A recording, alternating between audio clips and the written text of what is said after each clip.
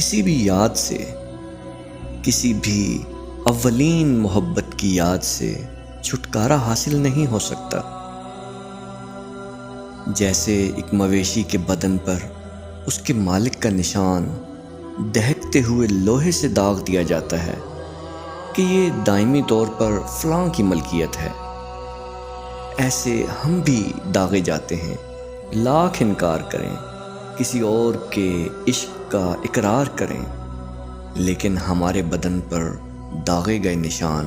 اعلان کرتے ہیں